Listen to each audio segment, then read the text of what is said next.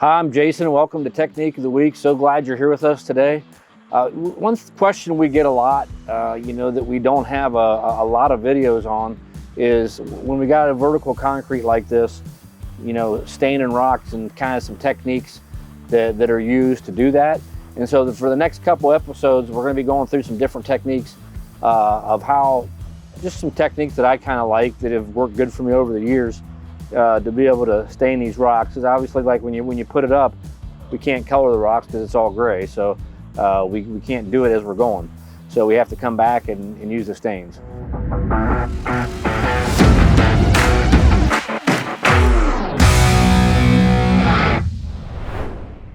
So today we're going to be using our new water-based stains. We just came out with these like a month ago, and these stains work really well. And what's kind of cool about these stains is there's no acrylic in them. We've used other penetrating agents and micro pigments to be able to create more of a more robust stain that doesn't repel sealer, that you actually are using the sealer then to actually seal the stones instead of having it just setting on top of another acrylic. So the first thing we're going to do is, select our color off the color chart. We're going to, go ahead and figure out kind of what colors for this particular one. I think we're using, 5 or 6 different colors that we're going to be using on the wall here.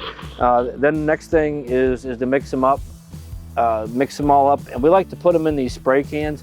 Surprisingly enough, and you'll see this when I start spraying these, you have quite a bit of control with a normal little trigger splatter like this, man. It's just they work good. You can dial them in pretty good with the nozzle by either you can get more of a inline squirt, or you can get more of a fan pattern just by how you twist it. So you have a lot of options. I like to get it somewhere kind of in between the two, because I'm going to try to, you'll see this as I spray it on there, I'm going to try to stay away from the other rocks. And it's okay if I get a little bit on them. That's not a problem at all. It's just I want to try to hit individual rocks and try to keep as much as I can of the other colors off the other rocks, so we get a lot of cool different colors there. So when I do this, I'm just going to take one of the colors, okay,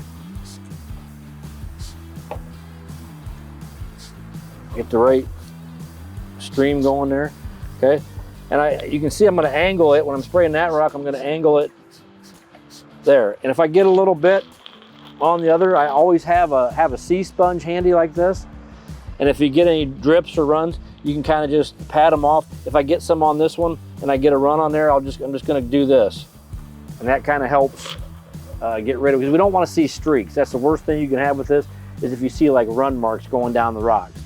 So I always keep one of these things handy. The sea sponge just kind of gives it that extra added level of take some off and leave some on, so it kind of looks more natural. So I like to just have one of those handy also. I'm going to take another color, stay in that one.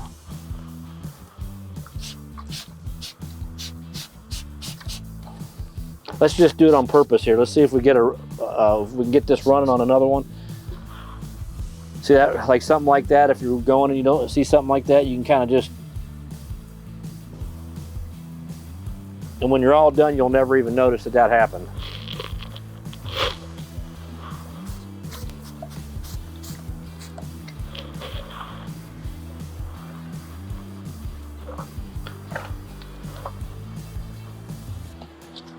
So as you can see, pretty quick, pretty easy. Anybody can do this. It's not a hard thing to do.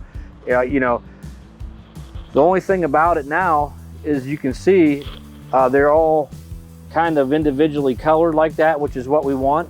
On the next technique of the week, on the next episode, we're going to show you how to highlight this, because I want to try to get these joints and some of the low spots in the stones. I want to try to get those a little bit darker of a color to kind of antique it, just like you would in stamped concrete when you antique stamped concrete. So on the next one, we're going to be showing you that. So make sure you check that out, and thank you so much for watching these. As long as you guys keep watching them, we're going to keep putting these content out. And our mission at Deco-Crete is to add value to the decorative concrete industry, and that's what we're going to continue to do. So we appreciate it, and don't forget to subscribe to our channel. That really helps us out, man. Thank you so much for doing that, and we'll talk to you next time. Thanks.